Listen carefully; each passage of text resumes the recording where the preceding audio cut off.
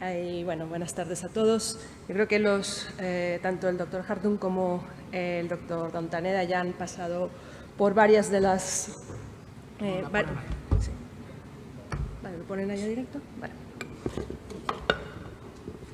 Entonces, bueno, hay algunas cosas que ya han mencionado ellos sobre los criterios diagnósticos, que igual los pasaré un poco más rápido. Y bueno, vamos ahí. Bueno, también cuando me dieron así el título de la charla, vi bueno, que eran otros biomarcadores como NFL y GFAP, pero en el simposio sobre criterios de McDonald. Entonces me surgieron algunas dudas de lo que había que hacer y pues le pregunté a Gloria qué hago, qué tengo que hacer. Y bueno, me decía así más o menos lo que te parezca pertinente, sobre todo enfocado a su ayuda diagnóstica con la modificación de los criterios. Entonces, mi interpretación fue, bueno, me enfoco en el papel de los biomarcadores en fluidos en los criterios de McDonald, o sea que hablaré sobre todo de las bandas oligoclonales y del índice kappa, y en el diagnóstico diferencial de la esclerosis múltiple, ya hablando un poco sobre neurofilamentos y GFAP, tomando en cuenta tal vez que este simposium se parece un poco a lo que veremos luego con los criterios de McDonald, donde estará el paper principal, que es lo que ha presentado el doctor Hartung, y luego hay varios artículos acompañantes, uno sobre vía visual, que parece un poco lo que presentó Leticia Leocani, otro sobre resonancia, que ya ha mencionado Daniel, y uno también sobre líquido cefalorraquídeo. Entonces, empezamos con lo que yo consideraría el gold estándar de los biomarcadores en fluidos para el diagnóstico de esclerosis múltiple, que son las bandas oligoclonales. Estas ya están incluidas desde hace mucho tiempo, porque ya se mencionaban en el momento, sí, bueno, cuando los criterios de Poser, en los 80s, que se podía hablar así de que había la definición de esclerosis múltiple definida apoyada por laboratorio, donde podíamos encontrar la presencia de 2 lesiones clínicamente en la exploración y la presencia de bandas positivas o un índice de IgG elevado, o la evidencia de una lesión, evidencia paraclínica de otra lesión y las bandas. Esto es algo similar a lo que se adoptó luego con los criterios de McDonald 2001 y 2005, donde se habla de un criterio alternativo para diseminación en espacio, que es un poco parecido a lo que veis en los de Poser, pero ya más dirigido a los hallazgos en resonancia, al menos 2 lesiones en la resonancia, más bandas positivas. Luego, cuando se publicaron los criterios de 2010, como se habían también se habían modificado de manera que ahora los criterios de diseminación en espacio eran más, un poco más sensibles, tal vez no tan estrictos, y no se habían mirado en el contexto de las bandas, pues no se incluyeron las bandas en el 2010 en las formas en brotes, sí en las formas primarias progresivas, y esto, por ejemplo, sí que provocó algunas críticas de por qué se sacaron las bandas oligoclonales. Después de eso ha habido varios estudios, aquí por tiempo os presento únicamente el que hicimos nosotros en el SEMCAT, donde en la cohorte de primeros brotes lo que vimos es que si existe ya diseminación en espacio, aunque las bandas sean negativas, el riesgo de tener actividad inflamatoria a futuro sigue siendo ya alta, pero si agregábamos bandas esto se incrementaba un poco más. Y algo más de lo mismo al mirar las propiedades diagnósticas, donde ya la especificidad para diagnosticar McDonald en 3 años con diseminación en espacio solo ya era en torno a un 80%, pero si agregábamos las bandas aumentaba un 88%. Y esto hizo también que las bandas se volvieran a integrar en los criterios de McDonald en la versión de 2017.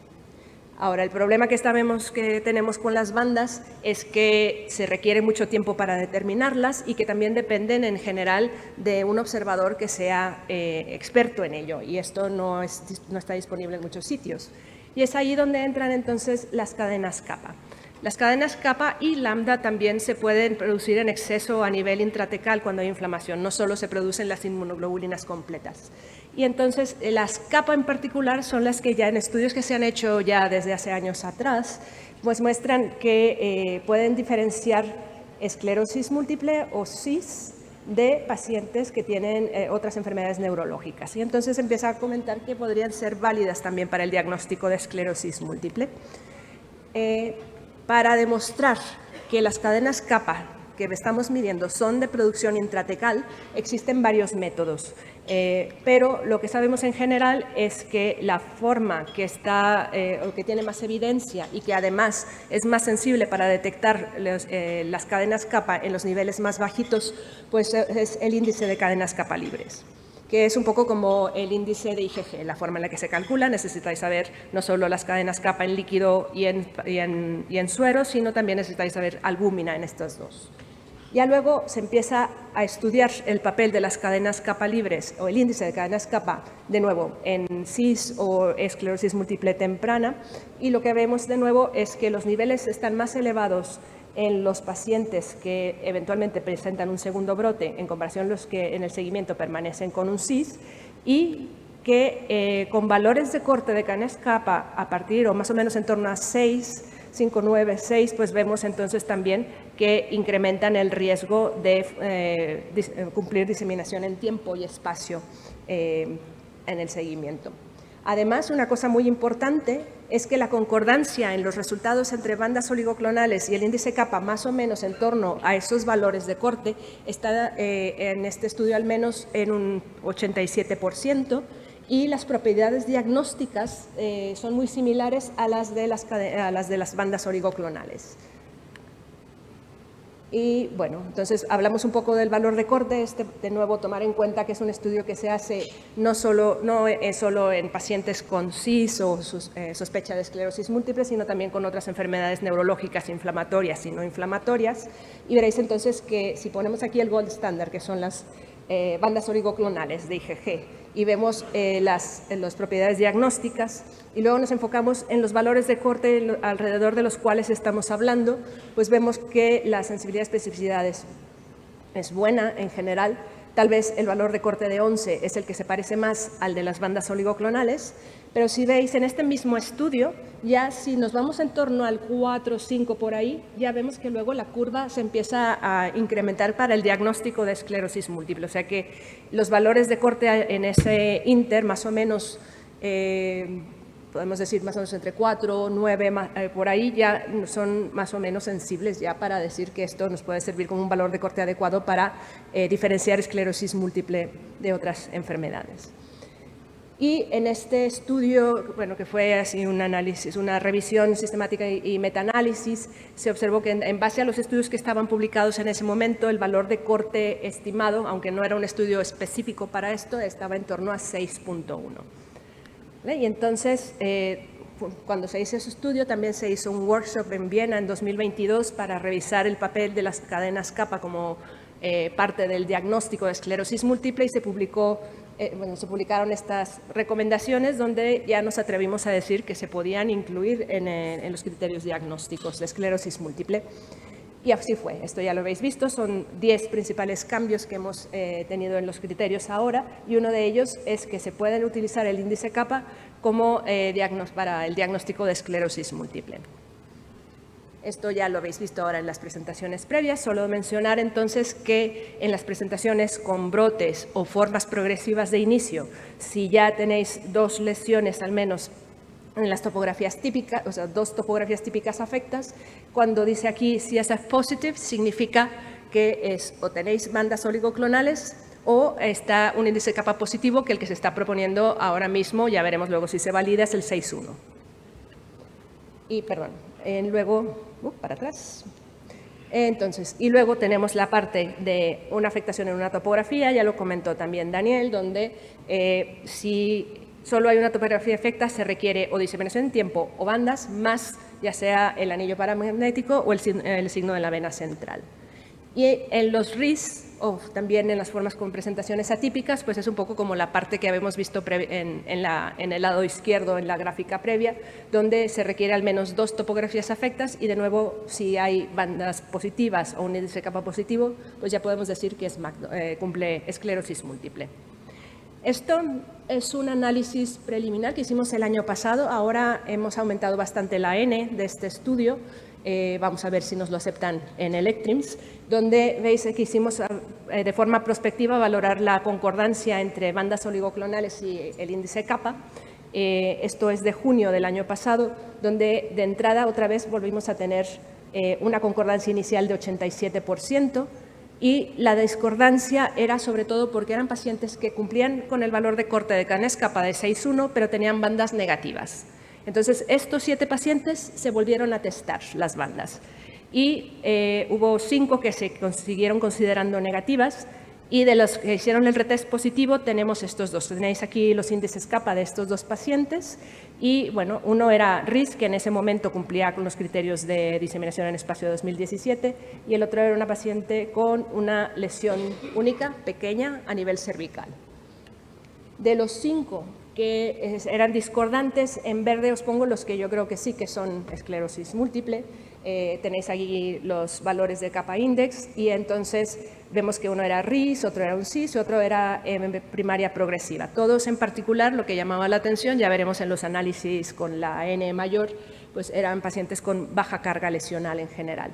Luego había uno interesante por ahí, el que está en negro, que tenía un índice kappa muy elevado, que fue por una lesión incidental que primero no sabíamos muy bien si podía ser tumoral o pseudotumoral, pero comentado luego con neuroradiología les parece que más bien era un pseudotumor inflamatorio. Y sí que hay alguna publicación por ahí donde habla de un incremento de cadenas kappa en pseudotumores inflamatorios. Y el que dejo en rojo es el que yo creo que sí que podríamos considerar más como un falso negativo. Entonces, ¿están ahí? ¿Por qué están ahí o de qué manera nos sirven para estar ahí en los criterios diagnósticos? Bueno, primero volvemos a esto que estamos hablando de que son, o se intenta hacer que sean más basados en la biología, ¿vale? Tanto las cadenas kappa como las bandas oligoclonales pues nos hablan de actividad intratecal de células B. Y esto, bueno, no es totalmente específico solo para esclerosis múltiple, pero si lo ponemos en conjunto con el resto de los hallazgos paraclínicos y la clínica si la hay, pues nos apoyan también el diagnóstico. Y esto va de la mano en algo que ya se comentó también en charlas previas, donde al irnos hacia un diagnóstico biológico más que clínico, pues bueno, estamos adaptando un poco lo que ya están haciendo en otras enfermedades neurodegenerativas. El ejemplo más claro para nosotros es el RIS, pero en general podríamos decir también que si apoyamos de manera biológica con hallazgos que son típicos de esclerosis múltiple, pues bueno, esto es una de las cosas que apoyan a decir que un RIS puede tener esclerosis múltiple. Porque recordar también, si nos vamos luego a las partes clínicas o presentaciones, pues así como las presentaciones de demencias pueden ser similares y la etiopatogenia es diferente, pues también nos podemos encontrar con mielitis o neuritis ópticas que pueden ser no solo por esclerosis múltiple. Entonces necesitamos los estudios paraclínicos. Y esto nos lleva a que también utilicemos un diagnóstico más unificado porque sabemos que de las diferentes presentaciones, pues en general las diferencias a nivel etiopatogénico son más bien cuantitativas más que cualitativas. Y esto, pongo un ejemplo con las bandas y las cadenas kappa, que podemos verlas en todo el continuum de la enfermedad. Podemos ver las bandas oligoclonales en el RIS, donde, bueno, si están presentes, sugieren también el riesgo de luego tener clínica típica. Luego, en las cadenas kappa en el RIS, también, aunque es un estudio con una N pequeñita, hacen un valor de corte para ellos ahí de 8, 9 o un incremento de 10 en 10 y todo esto es un factor de riesgo para que aparezcan nuevas lesiones en T2. En primarias progresivas también es muy frecuente ver las bandas oligoclonales y de hecho si utilizamos, como se hizo en estudio del Magnins, la combinación de diseminación en espacio descrita para 2017 para formas en brotes junto con la presencia de bandas oligoclonales, pues entonces las propiedades diagnósticas para decir que este paciente tiene una APP pues son bastante buenas. Y luego con las cadenas kappa en formas primarias progresivas, pues también vemos que con el valor de corte de 6,1 se detectan en el 93% de los casos frente a 88% de bandas y de nuevo la importancia de la concordancia que según cómo se mire la concordancia con el 6,1 o con el valor de corte que es establecido por cada centro de este estudio multicéntrico, pues se ve de nuevo que en este caso la concordancia es de 89% o más. Y es otro de los factores también por los que si tenemos pacientes mayores de 50 años o con ciertas comorbilidades, pues entonces también pueden ayudarnos al diagnóstico. Y aquí tengo un ejemplo, perdón que está muy llena la diapo, pero es una mujer de 69 años que tiene factores de riesgo cardiovascular y que empieza luego con un brote multifocal. y entonces vemos que cumple con 4 topografías, 3 por resonancia, una por potenciales visuales evocados, el resto no. Tenía bandas negativas, pero el índice kappa, cuando pudimos retestar así con una muestra congelada, era de 8,1. Entonces, estrictamente cumpliría criterios de McDonald solo por las topografías, pero al ser una persona mayor de 50 años con estos factores de riesgo, pues ya nos va bien que tenga el líquido positivo. Luego ya se ha comentado también que la determinación de cadenas kappa es mucho más fácil, rápida y no dependiente de observador en comparación con las bandas oligoclonales. Esto puede ayudar también a su aplicabilidad en muchos otros sitios, no solo en sitios expertos. Y esto también nos puede ayudar a ver un diagnóstico más temprano, como en este ejemplo de un paciente de 29 años con una uveitis, que por este motivo le piden una resonancia y se ve una lesión típica pero subcortical y una en nervio óptico. En el estudio que le hicimos cuando lo vimos por primera vez tenía bandas positivas y nunca ha hecho ninguna sintomatología típica, pero en una resonancia de seguimiento, además de la lesión de nervio óptico, luego vemos que en la médula no tenía nada, tenía la lesión subcortical ya conocida, pero había 2 más, otra subcortical y una periventricular. Entonces ahora cumple diseminación en espacio y tiempo. Y aparte, bueno, aunque no se use para el RIS, tenía también un Pearl, y tenía el signo de la vena central porque 2 de 3 de las lesiones en las que se puede mirar lo tenían. Y bueno, pues entonces cumple los criterios. Ahora hay que recordar que estos no son específicos para esclerosis múltiple, pueden estar también en otras enfermedades, pero tenemos que recordar que la esclerosis múltiple es un diagnóstico de exclusión y que tenemos que tomar en cuenta estos resultados con los datos clínicos y de resonancia. Y entonces, ¿dónde quedan los otros biomarcadores? Ya se comentó que los neurofilamentos pueden estar más elevados en las formas o en los RISes en comparación con los controles y luego ya obviamente se aumentan más cuando ya sea en clínica, pero a día de hoy se dice que no podemos utilizarlos para el diagnóstico. Después de esas recomendaciones de no usarlo para el diagnóstico, se publicó este estudio en el que vemos entonces que en pacientes que tienen lesiones, primeros brotes, pero no cumplen ni DIS ni DIT, si tenemos un valor de corte de neurofilamentos, el Z-score en torno a 1.6, tiene unas buenas propiedades diagnósticas para esclerosis múltiple. Y si cumplen DIS, pero no DIT, con un valor de corte un pelín más bajo, pues pasa lo mismo.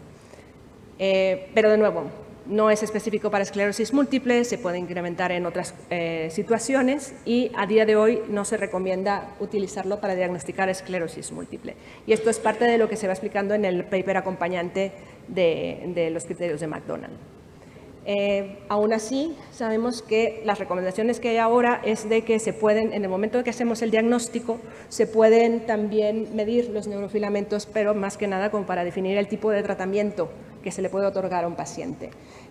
Otra cosa que se estuvo discutiendo con este grupo del paper es que también a lo mejor pueden ser útiles en el diagnóstico diferencial de esclerosis múltiple, pero aquí os pongo un ejemplo. Tal vez una de las enfermedades en las que nos interesa distinguirlo más es en el MOGAD, y en este estudio en conjunto que hicimos con Lyon y otros centros, pues vemos entonces que los Z-scores de neurofilamentos en MOGAD en el primer brote son bastante más altos, en 2.6 en comparación con 1.8 en los pacientes con primeros brotes de esclerosis múltiple, aunque si luego lo vemos solo con las neuritis ópticas no vemos esas diferencias.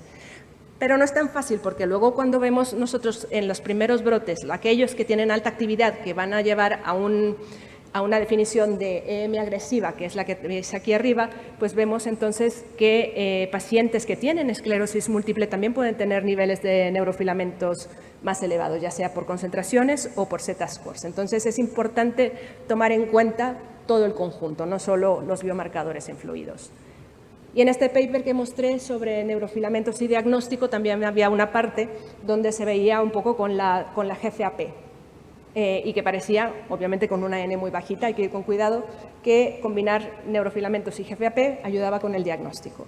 Pero de nuevo, nosotros no vemos diferencias entre el grado de actividad de los pacientes con CISES y los niveles de GFAP, pero hay una correlación con los neurofilamentos. Entonces es importante saber que este incremento es más en relación tal vez a los neurofilamentos.